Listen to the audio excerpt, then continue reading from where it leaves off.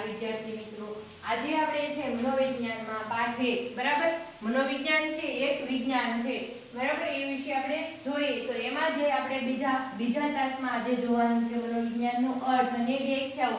જો કે અર્થ વિશે જે છે આપણે આગળના લેક્ચરમાં માહિતી મેળવી ચૂક્યા છે બરાબર। તો મનોવિજ્ઞાન શબ્દને અંગ્રેજીમાં છે સાયકોલોજી તરીકે ઓળખવામાં આવે છે અને જે છે સાયકોલોજી શબ્દ ગ્રીક ભાષાના બે શબ્દો પરથી ઉતરી આવેલો છે, જેમ કે સાયકો અને લોગોસ, સાયકી અને લોગોસ બરાબર। તો સાયકીનો અર્થ જે છે આત્મા અને લોગોસનો અર્થ વિજ્ઞાન તરીકેનો થાય છે।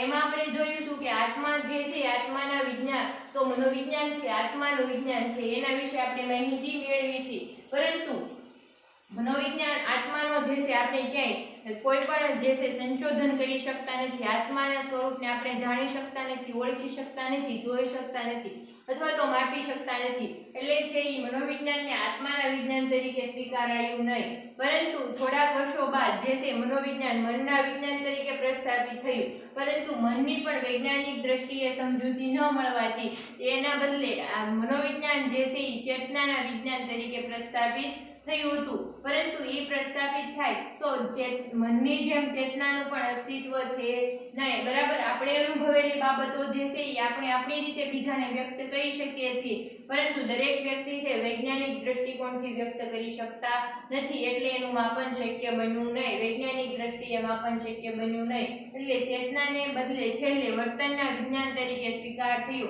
કેમ કે વર્તન જે છે એ જોઈ શકાય છે, બાહ્ય રીતે માપી શકાય છે અને એના જે તેમાં વસ્તુલક્ષીતા પ્રામાણિકતા બરાબર બધાનો સમાવેશ કરવામાં આવે છે। એટલે મનોવિજ્ઞાનને વર્તનના વિજ્ઞાન તરીકે સ્વીકારવામાં આવ્યું છે।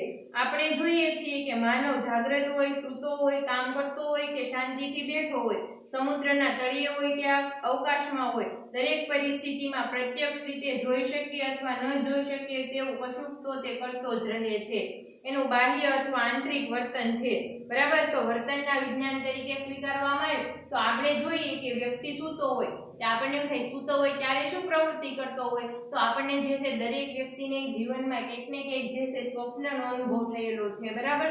તો આ સ્વપ્ન વિશે જે છે ડોક્ટર સિગમન્ડ ફ્રોઈડે ઘણા બધા સંશોધનો કરેલા છે અને સ્વપ્નો જે છે અજાગ્રત મનના રાજમાર્ગ તરીકે ઓળખવામાં આવે છે કે જેમ જેમ આપણે આ વિષયમાં ઊંડાણપૂર્વક માહિતી મેળવતા જઈશું એમ આ બધા શબ્દો તમને સ્પષ્ટ થતા જશે બરાબર।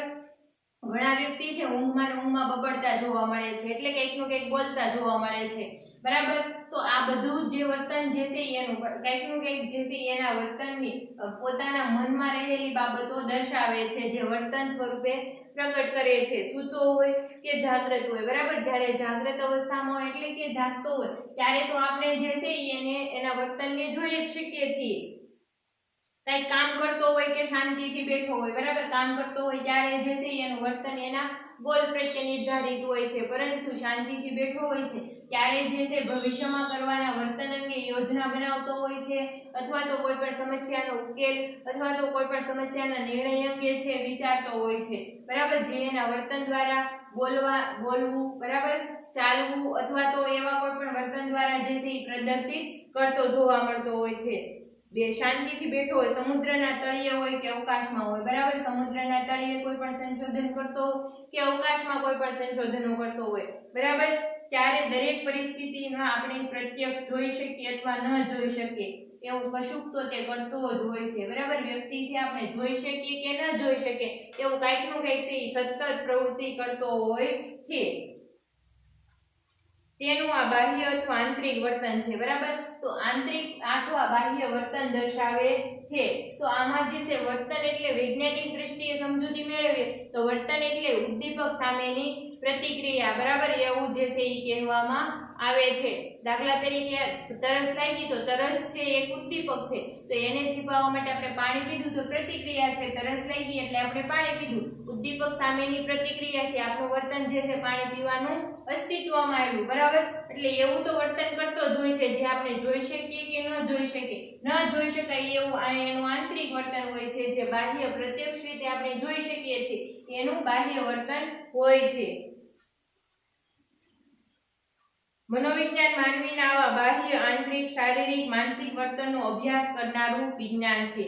મનોવિજ્ઞાન છે માનવીના અને પ્રાણીના પણ બરાબર. તો એના જે છે બાહ્ય જે દેખાય એવા વર્તન બરાબર, ન જોઈ શકાય એવા માનસિક કોઈ પણ પ્રક્રિયા હોય, સ્મરણ હોય, પુનરાવહન હોય બરાબર, આ બધા વર્તનો જે છે સમસ્યા ઉકેલ હોય, નિર્ણય શક્તિ હોય, એવું એનું વર્તન જે છે આંતરિક બાહ્ય શારીરિક બરાબર, શારીરિક રીતે જે છે નૃત્ય કરવું, સાયકલ ચલાવવી, આ બધા વર્તન કેવા શારીરિક વર્તન કહી શકાય. ઉપરાંત માનસિક વર્તન બરાબર, તો એમાં છે કંઈક વિચારવું, માહિતી એકઠી કરવી, સમસ્યા ઉકેલ, નિર્ણય શક્તિ બરાબર, આ બધા જે છે માનસિક વર્તનો નો અભ્યાસ કરનારું વિજ્ઞાન છે. તો એમાં જે છે મનોવિજ્ઞાન આ બધા વર્તનના બાહ્ય આંતરિક શારીરિક અને માનસિક વર્તનનો અભ્યાસ કરનારું વિજ્ઞાન છે એવું કહેવામાં આવે છે. તો મનોવિજ્ઞાનની જે છે મનોવિજ્ઞાનને વ્યાખ્યાયિત કરવા માટે, મનોવિજ્ઞાન શું છે બરાબર, તો એને વ્યાખ્યાયિત કરવા માટે જુદા જુદા મનોવૈજ્ઞાનિકોએ સંશોધનો કર્યા. ની સંશોધનના નિચોડ સ્વરૂપે બરાબર એનો એક જે છે એક નિષ્કર્ષ સ્વરૂપે આપણને જે છે વ્યાખ્યાઓમાં અમુક શબ્દો જે છે એ બાંધીને આપ્યા છે. તો આપણે જોઈએ પરીક્ષા લક્ષીએ પણ તમારે આ વ્યાખ્યા ચોકસાઈથી લખવાની રહેશે અને એ પ્રમાણે પાકી કરવાની રહેશે. જો એમાં જે છે એક માર્કમાં એમ સામાન્ય રીતે પૂછાતું હોય મનોવિજ્ઞાનનો અર્થ આપી મનોવિજ્ઞાનની વ્યાખ્યા સમજાવો બરાબર, 1-2 માર્કમાં અથવા તો 3 માર્કના પ્રશ્નોમાં પણ જે છે આવા પ્રશ્નો પૂછાતા હોય છે. ખાસ કરીને ટૂંકા પ્રશ્નોમાં સીટી મોર્ગને આપેલી મનોવૈજ્ઞાનિકોના નામ સહિત વ્યાખ્યા પૂછાતી હોય છે બરાબર. સીટી મોર્ગને આપેલી મનોવિજ્ઞાનની વ્યાખ્યા લખો તો ત્યારે જે છે તમારે ચોક્કસ વ્યાખ્યાના શબ્દો દર્શાવવાના રહેશે, જેની નોંધ લેશો બરાબર. તો આપણે પેલી વ્યાખ્યા જોઈએ. મનોવિજ્ઞાન જે છે માનવી અને પ્રાણીના વર્તનનું વિજ્ઞાન છે બરાબર. શેનું વિજ્ઞાન છે? માનવી અને પ્રાણીના વર્તનનું. તો આપણને એમ થાય કે આ માનવીના વર્તનનું તો અભ્યાસ કરે છે, તો પ્રાણીના વર્તનનો અભ્યાસ શા માટે કરતું હશે મનોવિજ્ઞાન બરાબર? કેમ કે આપણે જે છે બધા જીવ વિજ્ઞાન જોઈએ, બાયોલોજી, માઇક્રોબાયોલોજી છે બરાબર, તો એ જનીનશાસ્ત્ર જે છે, તો આ બધા વિજ્ઞાનો જે છે એમાં પણ પ્રાણીનો અભ્યાસ કરવામાં આવે છે. તો એમાં જે છે પાચન તંત્રનો એવો બધો અભ્યાસ કરવામાં આવે ત્યારે કાંઈ કોઈ પણ મનુષ્યના પાચન તંત્રનો અભ્યાસના બદલે શરૂઆતમાં જે મેડિકલ બ્રાન્ચના સ્ટુડન્ટ હોય એને જે છે જુદા જુદા પ્રાણીઓના પાચન તંત્રનો અભ્યાસ દ્વારા જે છે કોઈ પણ પેટના શારીરિક રોગો વિશે માહિતી આપવામાં આવે છે બરાબર. તો મનોવિજ્ઞાનમાં પણ વર્તનની સમજૂતી મેળવવા માટે અથવા તો એવા કોઈ પણ જોડાણ દર્શાવવા માટે સૌપ્રથમ જે છે પ્રાણી ઉપર પ્રયોગો કરવામાં આવે છે અને ત્યારબાદ જે છે વ્યક્તિના વર્તન ઉપર લાગુ કરવામાં આવે છે. એટલે માનવી અને પ્રાણીના વર્તનનું વિજ્ઞાન છે એવું કહી શકાય છે બરાબર. માનવી જે કઈ વર્તન કરે છે પ્રાણી અને આમ એક દ્રષ્ટિએ જોઈએ તો જે છે ઉત્ક્રાંતિવાદ પ્રમાણે આપણો જે છે મગજનો વિકાસ છે એ પ્રાચીન સમયથી બરાબર વાનરના જે મગજ છે એને મળતો આવતો હોય છે. એટલે કે એમાંથી જે તે ઉત્ક્રાંતિ પ્રમાણે જેમ જેમ વિકાસ થતો ગયો એમ એમ આપણા મગજ જે છે અપડેટ થતું ગયું. એટલા માટે જે છે મનોવિજ્ઞાનમાં માનવી અને પ્રાણીના વર્તનનું વિજ્ઞાન છે એવું કહી શકાય કે એમાં જે છે માનવીના વર્તનનો અભ્યાસ કરવામાં આવે છે અને પ્રાણીના વર્તનનો પણ અભ્યાસ કરવામાં આવે છે. આ વ્યાખ્યા સીટી મોર્ગને આપેલી છે, ખાસ યાદ રાખજો. મનોવિજ્ઞાન જે છે માનવી અને પ્રાણીના વર્તનનું વિજ્ઞાન છે બરાબર. કેવું વિજ્ઞાન છે કે આ બેના વર્તનનો અભ્યાસ કરવામાં આવે છે. માનવી અને પ્રાણીના વર્તનનું વિજ્ઞાન છે એવું સીટી મોર્ગન નામના મનોવૈજ્ઞાનિકે આપેલી વ્યાખ્યા છે. હવે નેક્સ્ટ જોઈએ તો મનોવિજ્ઞાન માનવીની તમામ માનસિક અને શારીરિક પ્રવૃત્તિઓનો વૈજ્ઞાનિક અભ્યાસ છે. મનોવિજ્ઞાનમાં શું કરવામાં આવે છે કે માનવીની તમામ, આપણે હમણાં જોઈશું કે માનવીની તમામ આંતરિક હોય કે બાહ્ય હોય બરાબર એવી તમામ જે છે માનસિક અને શારીરિક પ્રવૃત્તિઓ. માનસિક પ્રવૃત્તિ એટલે કેવી? સમસ્યા ઉકેલની, નિર્ણય લેવાની બરાબર, અથવા તો કોઈ પણ બાબતનું સ્મરણ કરવાની, આ બધી જે છે માનસિક કલ્પના જે છે વિચારણા જે છે માનસિક. અને શારીરિક પ્રવૃત્તિ એટલે કે આપણે જે કાંઈ વર્તન કરતા હોય એ વર્તન બરાબર. દાખલા તરીકે લખવું, વાંચવું, બોલવું, ચાલવું, નૃત્ય કરવું, સાયકલ ચલાવવી, આ બધા જ વર્તન જે છે કેવા વર્તન કહેવાય? શારીરિક પ્રવૃત્તિઓનો વૈજ્ઞાનિક અભ્યાસ છે બરાબર. કોઈ પણ વ્યક્તિ છે વર્તન કરે છે તો શા માટે આવું કરે છે, એની પાછળના કારણો શું છે એનું સંશોધન કરે છે, એ પણ વૈજ્ઞાનિક રીતે કરે છે. એટલે પ્રવૃત્તિઓનો વૈજ્ઞાનિક અભ્યાસ છે એવું જે છે ઇલગાર્ડ અને એટકિન્સન નામનો જે મનોવૈજ્ઞાનિક છે એને વ્યાખ્યા આપેલી છે કે મનોવિજ્ઞાન છે માનવીની તમામ, બરાબર, જ્યારે એ જાગૃત અવસ્થામાં હોય કે નિદ્રા અવસ્થામાં હોય એવી તમામ જે છે માનસિક અને શારીરિક પ્રવૃત્તિઓનો વૈજ્ઞાનિક અભ્યાસ છે એવું આ વ્યાખ્યામાં જે છે ઇલગાર્ડ અને એટકિન્સન નામના મનોવૈજ્ઞાનિકે કહેલું છે. તો આપણે બે વ્યાખ્યા જોઈ. તો પહેલી વ્યાખ્યા છે ઈ જોઈ કે એમાં સિટી મોર્ગને આપેલી વ્યાખ્યા છે તો માનવી જે છે માનવી અને પ્રાણીના વર્તનનું વિજ્ઞાન છે. મનોવિજ્ઞાન જે છે એ શું છે, માનવી અને પ્રાણીના વર્તનનું વિજ્ઞાન છે. પછી નેક્સ્ટ વ્યાખ્યા આપણે જોઈ કે મનોવિજ્ઞાન છે માનવીની તમામ માનસિક અને શારીરિક પ્રવૃત્તિઓનો વૈજ્ઞાનિક અભ્યાસ છે, બરાબર. તો એમાં જે છે મનોવિજ્ઞાન માનવીની તમામ શારીરિક અને માનસિક પ્રવૃત્તિઓનો વૈજ્ઞાનિક અભ્યાસ છે એવું કહી શકાય છે. દાખલા તરીકે આમાં જોઈએ આપણે ઉદાહરણ, તો જે છે જ્યારે આપણે પરીક્ષાનો સમય હોય, બરાબર, તો ત્યારે જે છે આપણે પરીક્ષાની તૈયારી કરતા હોય અથવા તો માનસિક રીતે એનું આયોજન બનાવતા હોય, બરાબર, ત્યારે આપણું જે ફોકસ ક્યાં હોય, પરીક્ષા ઉપર જ હોય છે, બરાબર.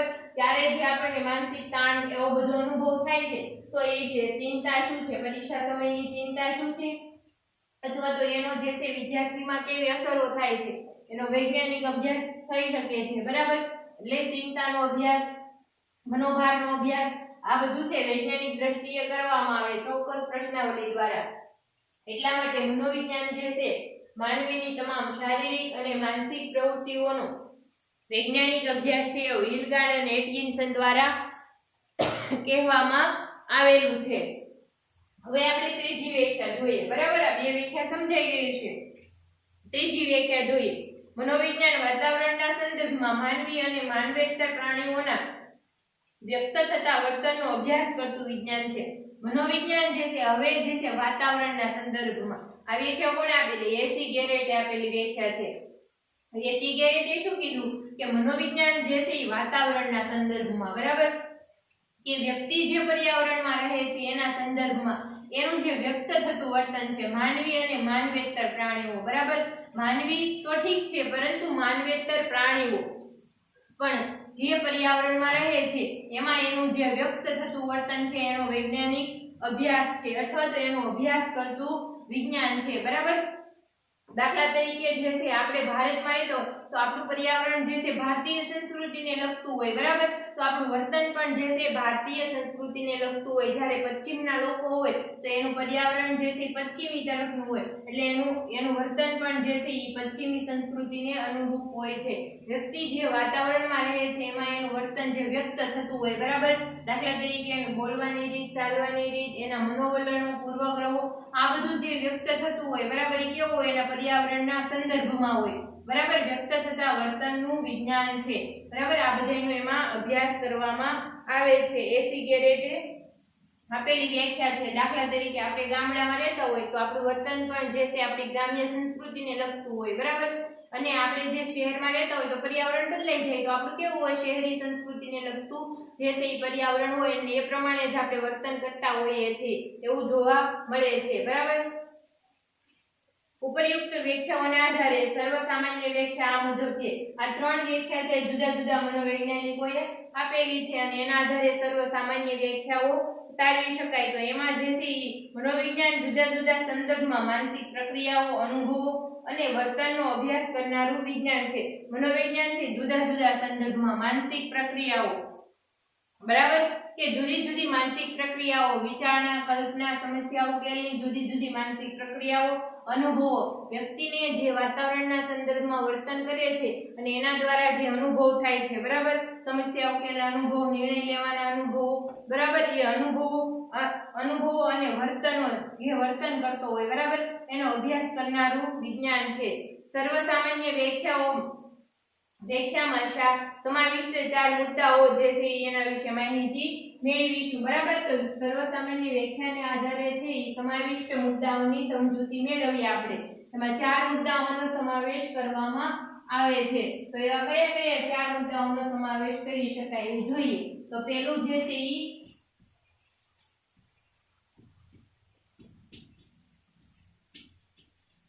માનસિક પ્રક્રિયાઓ, બરાબર। એક પછી એક માહિતી મેળવીએ આપણે। તો પેલું જે છે માનસિક પ્રક્રિયાઓ। તો માનસિક પ્રક્રિયાઓ એટલે શું, આપણે એના વિશે માહિતી મેળવીએ। માનસિક પ્રક્રિયા એ અનુભવ કરનાર વ્યક્તિના અનુભવની આંતરિક બાબત છે, જેને આપણે સભાન અવસ્થા, જાગ્રત અવસ્થા અથવા માનસિક પ્રક્રિયા તરીકે ઓળખી શકીએ છીએ। માનસિક પ્રક્રિયા શું છે કે અનુભવ કરનાર વ્યક્તિના અનુભવની આંતરિક બાબત છે। તો આ જે છે શું છે કે અનુભવ ઉપર આધારિત બાબત છે, બરાબર। અનુભવ કરનાર વ્યક્તિના અનુભવની આંતરિક બાબત છે।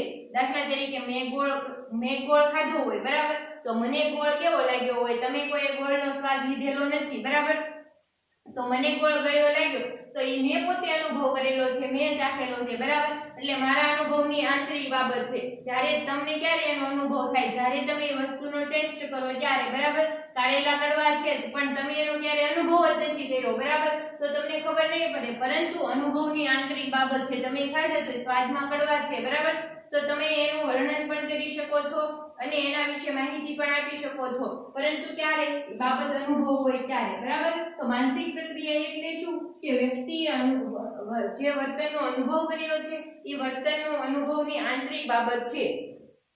અનુભવ કરનાર વ્યક્તિના અનુભવની આંતરિક બાબત છે, જેને આપણે સભાન અવસ્થા તરીકે ઓળખી શકાય। અને અનુભવ હંમેશા સભાન અવસ્થામાં થાય છે, જાગ્રત અવસ્થા તરીકે ઓળખી શકાય અથવા તો તેને માનસિક પ્રક્રિયા પણ કહી શકાય છે, બરાબર। અનુભવ કરનાર વ્યક્તિના અનુભવની આંતરિક બાબત જે છે એને શું કહેવાય, દાખલા તરીકે આપણે કોઈ પણ સ્થળે ફરવા ગયા હોય પ્રવાસમાં, બરાબર, તો એ સ્થળે આપણને કેટલી મજા આવી છે એનો અનુભવ આપણને પોતાને જ હોય છે, પરંતુ આપણે એનું અવલોકન કરીએ અથવા તો એવો કોઈ પણ અહેવાલ આપીએ ત્યારે જે છે એમ આપણે એનું વર્ણન કરતા હોઈએ છીએ, પરંતુ જ્યાં સુધી આપણે એને વ્યક્ત કરતા નથી, બરાબર, કે આપણે દાખલા તરીકે છે મોઢેરા સૂર્ય મંદિર ફરવા ગયા હતા, બરાબર, તો ત્યાં જે છે ત્યાં જે નયનરમ્ય દ્રશ્યો હતા, એની કોતરણી જે હતી, પરંતુ એને જોઈને આપણને અત્યંત આનંદ આવ્યો, પરંતુ જ્યાં સુધી આપણે એને કહેતા નથી ત્યાં સુધી માનસિક પ્રક્રિયા છે, જ્યારે વર્તનમાં જે છે વ્યક્ત થઈ જાય છે, બરાબર, બોલવાથી, લખવાથી, એમ ત્યારે જે છે માનસિક પ્રક્રિયા રહેતી નથી, પરંતુ જ્યાં સુધી આંતરિક બાબત રહે છે, આપણી પોતાની જ રહે છે, ત્યાં સુધી માનસિક પ્રક્રિયાઓમાં સમાવેશ કરી શકાય છે।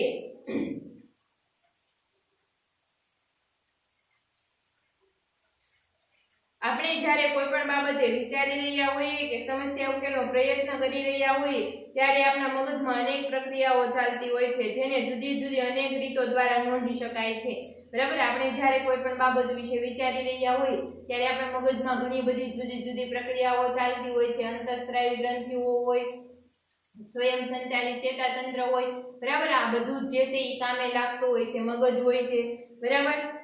તો ત્યારે છે અનેક પ્રક્રિયા ચાલતી હોય છે અને એને જે જુદી જુદી રીતો દ્વારા નોંધી શકાય છે। જો કે મગજની આ પ્રક્રિયા કે હલનચલનો અને માનસિક પ્રક્રિયા એક જ છે એમ કહી શકાય નહીં, પરંતુ તે બંને એકબીજા પર આધારિત છે, પરસ્પરાવલંબી છે। જો કે આ મગજની જે પ્રક્રિયા છે એ અને માનસિક પ્રક્રિયાઓ બંને એક જ જે છે એવું કહી શકાય નહીં, કેમ કે મગજની પ્રક્રિયા છે શારીરિક બાબત છે, જ્યારે માનસિક પ્રક્રિયા છે એ માનસિક બાબત છે, એટલે બે એક છે એવું ન કહી શકાય, પરંતુ બંને એકબીજા પર આધારિત છે એવું કહી શકાય। દાખલા તરીકે આપણને જે છે ફરવા ગયા હોય ત્યાં મજા આવી હોય ને એના વિચાર આપણે કરતા હોય તો આપણું જે છે એ સ્વયં સંચાલિત ચેતાતંત્ર અને મગજની ક્રિયા જે છે એ સારાપણાની ભાવના એવી સારા આવેગો સાથે જે છે પ્રેઝન્ટ થતું હોય, બરાબર, અને આપણને જે છે માનસિક રીતે ખુશીનો અનુભવ થતો હોય, એટલે બંને જે છે તે પરસ્પર પરાવલંબી, બરાબર, એકબીજા પર આધારિત છે, પરંતુ બંને એક જ છે એવું કહી શકાય નહીં। માનસિક પ્રક્રિયા અને ચેતાકોષીય પ્રક્રિયા સામાન્ય રીતે એકબીજાને અસર કરે છે, પરંતુ બંને એક જ સરખા નથી। માનસિક પ્રક્રિયા અને ચેતાકોષીય જે પ્રક્રિયા છે, બરાબર, મગજની અંદર જે ચેતાકોષની અંદર જે પ્રક્રિયા થાય છે બંને એકબીજાને અસર કરે છે, પરંતુ બંને એક જ છે એવું કહી શકાય નહીં। મનનું શરીરમાં કોઈ ચોક્કસ સ્થાન કે સ્વરૂપ કે આકાર નથી। મનનું જે છે શરીરમાં કોઈ પણ ચોક્કસ સ્થાન નથી, આકાર નથી, બરાબર, કે કોઈ પણ ચોક્કસ સ્વરૂપે આપણે એને દર્શાવી શકતા નથી, એટલા માટે તો મનોવિજ્ઞાન છે મનના વિજ્ઞાન તરીકે સ્વીકાર પામ્યું નહીં, એવું પણ કહી શકાય છે. મન આપણા વાતાવરણ સાથેના અનુભવો અને આંતરક્રિયાઓમાંથી ઉદ્ભવતી માનસિક પ્રક્રિયાનું પરિણામ છે. તો મન શું છે? આપણે મન વિશે જે છે અત્યાર સુધી ઘણી બધી આમ માહિતી મેળવી હોય, બરાબર, પરંતુ વૈજ્ઞાનિક માહિતી મેળવી હોય તો એવું કહી શકાય કે મન જે છે એ શું છે કે આપણા વાતાવરણ સાથેના આપણા જે અનુભવો હોય, બરાબર, ગમે એવું વાતાવરણ હોય એના સાથેના આપણા સારા કે ખરાબ અનુભવો હોય, બરાબર, તો એ અનુભવોની આંતરક્રિયામાંથી જે ઉદ્ભવતી માનસિક પ્રક્રિયાઓનું પરિણામ જે છે એ મન છે, બરાબર. દાખલા તરીકે જે છે આપણે અમુક જગ્યાએ ગયા હોય પછી ત્યાં જે છે આપણે ખરાબ અનુભવ થયો, ફરી વખત ત્યાં જવાનું થાય ત્યારે આપણું મન જે છે ઓટોમેટિક ના પાડી દે કે આપણે ત્યાં જવું જોઈએ નહીં, બરાબર. તો આ શું દર્શાવે છે કે આપણે આપણા વાતાવરણ સાથેના જે અનુભવોમાંથી જે આંતરક્રિયાઓમાંથી જે માનસિક પ્રક્રિયાઓ ઉત્પન્ન થાય છે એને મન તરીકે દર્શાવવામાં આવે છે, પરંતુ એનું સ્વરૂપ કે આકાર જે છે ચોક્કસ છે નહીં. મગજની પ્રક્રિયાઓ મનની ક્રિયાઓ સમજવા માટે મહત્વની કડીઓ પૂરી પાડે છે. મગજની જે પ્રક્રિયાઓ જે છે મનની જે ક્રિયાઓ હોય એ સમજવા માટે મહત્વની કડી પૂરી પાડે છે, એટલે કે જોડાણનું કામ કરે છે, બરાબર, કે આપણે જે છે આપણી માનસિક પ્રક્રિયાઓ દ્વારા મગજની પ્રક્રિયાઓને સારી રીતે જાણી શકીએ છીએ, પરંતુ આપણા અનુભવો અને માનસિક પ્રક્રિયાઓ તરફની જાગૃતતા કે ચેતાકોષીય મગજની પ્રક્રિયાઓ કરતાં વધારે છે ત્યાં સુધી કે આપણે સૂઈ જઈએ છીએ ત્યારે પણ ઘણી પ્રવૃત્તિઓ ચાલુ રહે છે. આપણે સ્વપ્ન જોઈએ છીએ અને બીજી અનેક માહિતી આપણા મનના દ્વારે આવતી રહે છે, બરાબર, પરંતુ શું છે કે આ જે છે આપણા અનુભવો અને માનસિકતા તરફ માનસિક જે પ્રક્રિયા છે એના તરફની જાગૃતતા છે એ મગજની પ્રક્રિયા કરતાં પણ વધારે છે. કેમ કે આપણે જ્યારે સૂતા હોય ત્યારે આપણને આપણું મન જે છે સતત સક્રિય રહેતું હોય, બરાબર. સ્વપ્ન અવસ્થા દ્વારા જે છે એ ઘણી વખત ઘણી બધી માહિતી આપણા મનના દ્વારે આવીને ઊભી રહેતી હોય, એટલે તે ડોક્ટર સિગમન્ડ ફ્રોઈડે જે છે સ્વપ્નોને અજાગ્રત મનના રાજમાર્ગ તરીકે ઓળખવામાં આવે છે. રાજમાર્ગ એટલે શું કે જ્યારે જે છે રાજાશાહી શાસન પદ્ધતિ હતી, બરાબર, આપણા દેશમાં રજવાડા પદ્ધતિ હતી ત્યારે દરેક રાજા પોતાને રહેવા માટે એક મહેલની રચના કરતા હતા, બરાબર, કે એનો આવાસ તરીકે મહેલ એનું નિવાસ સ્થાન હોય અને મહેલ તરીકે ઓળખવામાં આવતા હતા. આ મહેલમાં છે એ પોતે એક રાજમાર્ગ રાખતા હતા. રાજમાર્ગ એટલે શું કે જ્યારે કોઈ પણ એમ તો મહેલો એને સમગ્ર રાજ્ય પરથી જે છે કિલ્લાબંધી કરેલી હોય, પરંતુ જ્યારે જે છે કોઈ પણ બીજા રાજ્યો એટલે કે દુશ્મન રાજ્યો એના પર અચાનક હુમલો કરી દેશે, બરાબર, જ્યારે કોઈ પણ ચેતવણી આપ્યા વગર ઘણી વખત શું થાય કે ઘણા જ્યારે છે એ વિલીનીકરણની અસ્તિત્વમાં આવ્યું, બરાબર, અંગ્રેજો આપણા પર શાસન કર્યું ત્યારે દેશી રજવાડોમાં વિખવાદો ઊભા થયા હતા અને ત્યારે જે છે કોઈ પણ આગાહી આપ્યા વગરને જે છે એ કોઈ પણ રાજા છે કોઈ પણ રાજ્ય પોતાનો રાજ્ય વિસ્તાર વધારવા માટે શું કરતા, યુદ્ધો કરતા, અને અચાનક યુદ્ધ છેડે ત્યારે જે છે રાજા પોતાનું અને પોતાના પરિવારનો જીવ બચાવવા માટે એક જે છે મહેલમાંથી છે એક માર્ગ રાખતા અને એ માર્ગ છે તે રાજ્યની બહાર નીકળતો, બરાબર. આમ ભોયરા ટાઈપનો, આપણે કેમ ભોયરું કહી શકાય એ ટાઈપનો જે છે એ છેલ્લે રાજ્યની બહાર નીકળતા.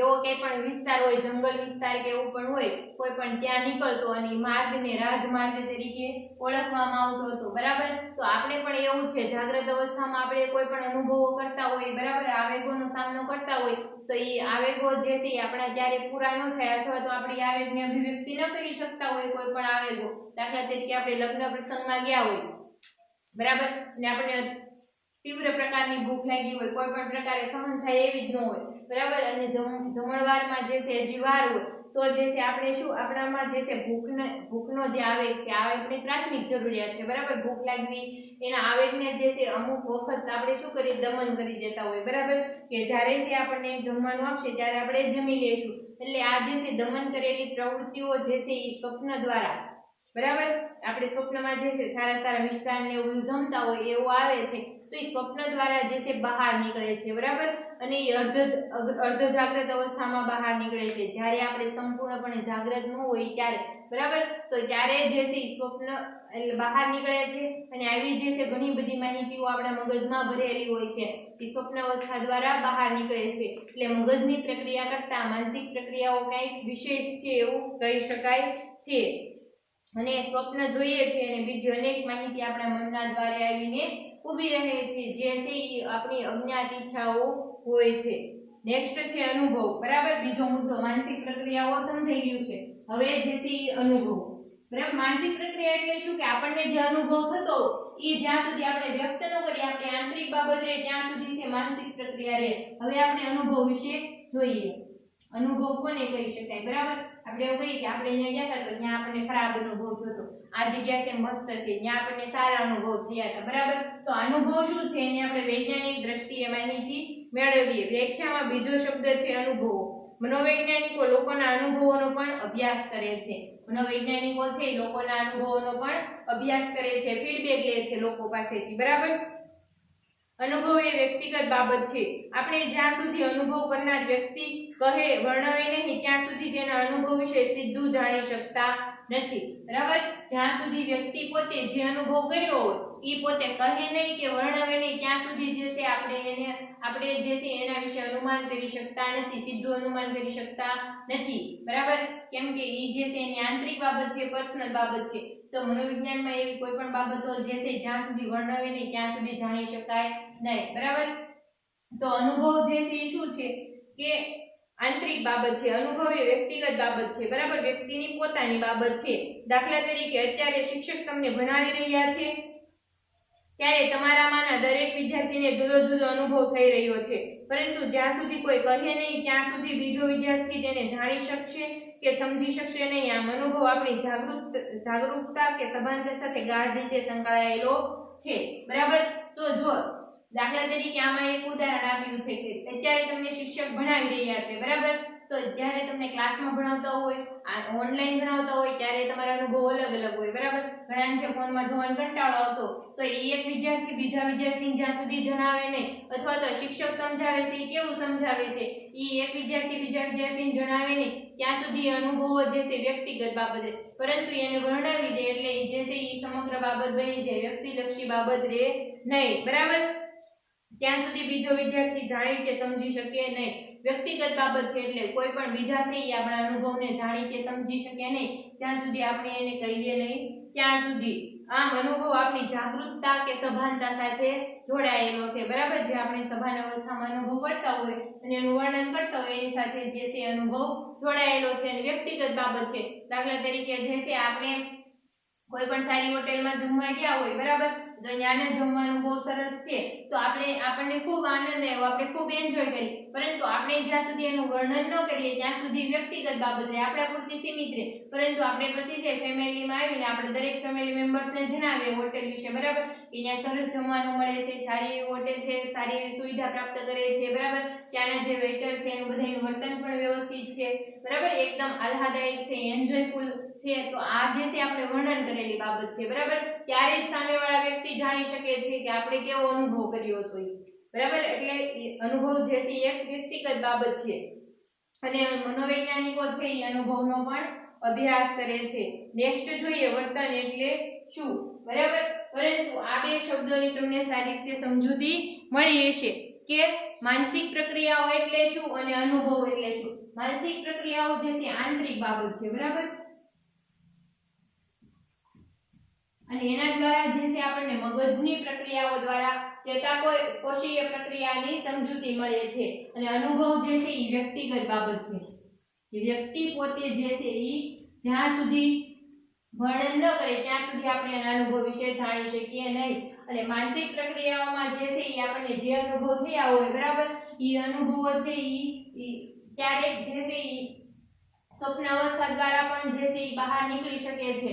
અને એ પોતે આ જે છે એ માનસિક પ્રક્રિયાઓ સતત ચાલુ રહે છે. આપણે જાગૃત હોઈએ ત્યારે, અર્ધ જાગૃત હોઈએ ત્યારે, નિંદ્રાવસ્થામાં હોઈએ ત્યારે પણ માનસિક પ્રક્રિયાઓ આપણા મગજમાં સતત ચાલુ રહેતી હોય છે. જ્યારે અનુભવ છે એ સભાનતા જાગૃતતા સાથે સંકળાય છે, એટલે કે જ્યારે આપણે જાગૃત અવસ્થામાં હોઈએ ત્યારે જ આપણને અનુભવ થાય છે, જ્યારે આપણે નિંદ્રા હોય ત્યારે આપણને એક પણ પ્રકારનો અનુભવ થતો નથી, બરાબર, માત્ર ને માત્ર સ્વપ્ન જ આવે છે. એટલે વ્યક્તિગત બાબત છે, જ્યાં સુધી આપણે એને જે તે વર્ણન ન કરીએ ત્યાં સુધી બીજા વ્યક્તિઓ એના વિશે જાણી શકતા નથી, બરાબર. આ જે છે વ્યાખ્યાઓની સમજૂતીના બે મુદ્દા હતા, બરાબર. આગળના બે મુદ્દા વિશે આપણે જે છે આગળના લેક્ચરમાં ભણીશું. આભાર.